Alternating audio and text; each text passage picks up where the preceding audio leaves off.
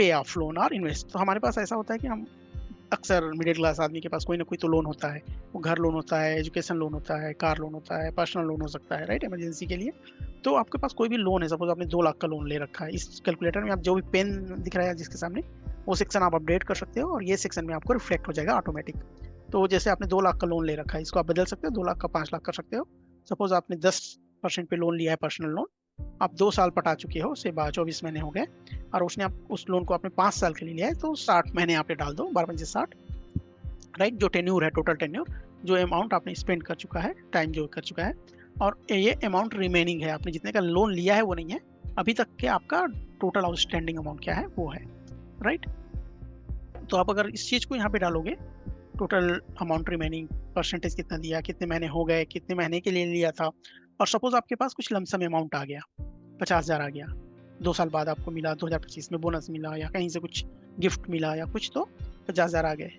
और उस 50,000 को आपको डिसाइड करना है कि इन्वेस्ट करूं तो फायदा है, या फिर आप उसको लोन पे करो तो फायदा है। वो चीज़ अगर आपको देखनी है, तो सपोज यहाँ पे आप इसमें रिमेनिंग आप कितना इंटरेस्ट पे करोगे, 22,000 करीब पे करोगे, 2 लाख अगर आपका बचा हुआ है, तो 36 महीने, राइट। 36 महीने में आपको इतना इंटरेस्ट पे करना पड़ेगा उस अमाउंट पे। और आप चाहते हो कि इसको इन्वेस्ट कर दो, 50,000 को अगर आप इन्वेस्ट करते हो, तो सपोज आपको 14% लगभग किसी म्यूचुअल फंड में मिलता है, अगर 36 महीने के लिए रखते हो, तो आपको टोटल आप कितना इन्वेस्ट करोगे, 50,000, लमसम कैलकुलेटर में यहाँ कर सकते हो, तो आपको कितना वैल्यू होगा। सपोज आप एक लमसम कैलकुलेटर लेते हो, है ना, और यहाँ पे डालते हो 50,000, ठीक, 14% से बढ़ाओगे, 3 साल में 12 से 36, तो करीब आपको 50,000 का जो रिटर्न है 24,000 मिलेगा, और टोटल अमाउंट का 74 हो जाएगा। तो ये आपको मिलेगा 24,000, राइट। और आप इंटरेस्ट कितना पे कर रहे हो, 22,000। तो बेटर है ना कि आप उसको इन्वेस्ट कर दो, आपको फायदा होगा। 22,000 इंटरेस्ट का आप पे करोगे, और आपको 25 से 26,000 उस पैसे पे मिल जाएगा। So that is how we need to see. और सपोज हमको मिल रहा है कि लमसम नहीं है भाई हमारे पास, हम सैलरी बढ़ गई या कुछ हुआ, तो हम अपना एक्स्ट्रा पे कर सकते हैं 2,000, राइट। सपोज 2,000 बोलते हैं इसको। सो अगर 2,000 हम पे करते हैं, तो ये बोलता है कि पे अप द लोन। क्यों? क्योंकि 22,000 हम इंटरेस्ट को बचाएंगे। अगर इसी अमाउंट को SIP को 2,000 का SIP कैलकुलेटर पे देखेंगे हम लोग, तो 2,000 का SIP में कितना हो जाएगा, 14% पे 3 साल के लिए हमको 17,000 का इंटरेस्ट मिलेगा। 72,000 हम टोटल इन्वेस्ट करेंगे, और हमको 17 से 18,000 के आसपास, 17 to 18,000 हमको इंटरेस्ट मिलेगा, राइट। लेकिन हम इंटरेस्ट पे कितना करेंगे, 22,000। तो इट्स बेटर कि हम उस पैसे को लोन पटा दें। तो this calculator will help you, आपको मदद करेगा कि आपका अगर पैसा एक्स्ट्रा है पटाने की, लोन रिपेमेंट की, तो उस पैसे को इन्वेस्ट करना ज़्यादा अच्छा है कि उस पैसे को इन्वेस्ट करना ज़्यादा अच्छा है। तो this calculator will help you in that. एक और कैलकुलेटर है, जो ये कैलकुलेटर आपको बताता है कि आपका लोन का अमाउंट जो है कैसे कैसे कम होता है। ओके, सो सपोज आपने 25 लाख का लोन लिया है, और आपने होम लोन लिया 9% पे, और 20 साल के लिए लिया है, तो आपका EMI लगभग कितना आएगा, 21,000 लाइक 21,695 ये दिखा रहा है। तो ये जो अमाउंट है वो 50-50 आपके इंटरेस्ट और प्रिंसिपल पे नहीं जाता है।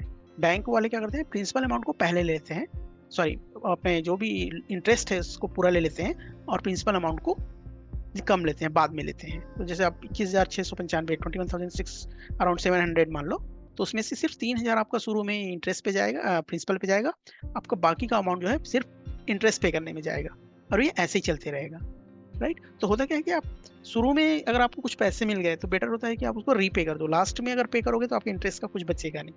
तो इसमें आप देख सकते हो कि आपको सपोज आपको अगर इस बीच में कुछ पैसे मिल गए, सपोज 10,000 मिल गए, है ना, तो आप उसको पे करोगे तो आपका इंटरेस्ट कम हो जाएगा।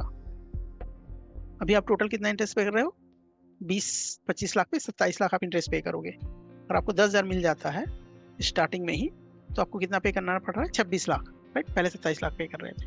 तो this is how you can use this calculator. ये कैलकुलेटर आपको बताएगा कि आपके पैसे अगर आपके पास आ गए बीच में, है ना, तो उसको पे करोगे तो आप कितना इंटरेस्ट बचा सकते हो। तो ज़्यादातर देखा गया है कि अगर आप लोन को बहुत दिन हो गए, तो बेटर है कि उसको इन्वेस्ट कर दो, बजाय कि आप उस कैलकुलेटर का मदद ले सकते हो, इन्वेस्ट करना है या पे करना है। तो स्टार्टिंग में आपका ज़्यादा इंटरेस्ट कटता है, आप देखोगे लास्ट में जैसे आओगे तो 20 ईयर जैसे जैसे आप जाओगे देखो आपका इंटरेस्ट का अमाउंट कम होते जा रहा है, प्रिंसिपल अमाउंट बढ़ते जा रहा है। इसको अगर ग्राफ में देखोगे तो ये आपका नो इंटरेस्ट ऐसे ऐसे ऐसे धीरे धीरे धीरे कम होता है और आपका प्रिंसिपल अमाउंट ऐसे ऐसे धीरे धीरे बढ़ता है। ठीक, इसमें एक लमसम कैलकुलेटर ये क्या बताता है कि ये 2000 से लेके 2021 तक के जितना हमको रिटर्न मिला है स्टॉक मार्केट में, है ना, स्टॉक मार्केट के निफ्टी 50 से उसको लिया है, उसके रिटर्न को, हर महीने का रिटर्न को, हर साल के हर महीने के रिटर्न को, और कैलकुलेट करके बताया कि अगर कोई बंदा 1 लाख रुपए डालता 1 जनवरी 2020 को, सॉरी 2020 को, 2000 को, तो उसका अमाउंट जो है 2021 में कितना होता, 14% बढ़ के उसको टोटल इतना रिटर्न मिला है, उसका अमाउंट होता करीब 15,000। आप सॉरी 1,000 लिया है यहाँ पे, तो ये क्या होगा 15,000 हो जाएगा। इसी को अगर आप 1 लाख लोगे, राइट, तो आपका वो अमाउंट लगभग 1,60,000 हो जाता। तो ये कैलकुलेटर में आपको एक मार्केट के हिसाब से कितना रिटर्न मिल सकता है ऑन एन एवरेज। नॉर्मली आप पिछले 20 साल में देखोगे तो मार्केट ने 14 से 15% लगभग नो रिटर्न दिया है। तो इसमें अगर आप अमाउंट डालोगे तो 20 साल का एक एस्टिमेट आपको बता देगा कितना अमाउंट मिलता है। So this is the third calculator. Okay, so if you use these 3 Excel sheets, net worth calculator, your budget planning and budget tracking, then if you have goal setting, you can use this and plan your year properly, then this will be very helpful. Okay, use this calculator. I will give the link in the description. There are like enough people who are selling this kind of Excel calculator with money. It will be provided free to you, so you can use. Maybe if that link is not working or if you are clicking, it may come to me for request approval for access. So just click and request for approval. I will try to make it public. If I could not, just request for it, then I will give you the access. Okay, this will give you a tracking thing like chart in the chart form. So this will help you to pay you if you have any loan going on, you want to pay or invest. This calculator will help. Only update the section where you have pen mark, pen kind of symbol. Don't touch this section. This will give you the final result. And this is your to see the how your loans are calculated or being paid over the years. So use this calculator. Okay, so that's all for today. Wish you a very happy new year and see you in the next video. Thank you so much.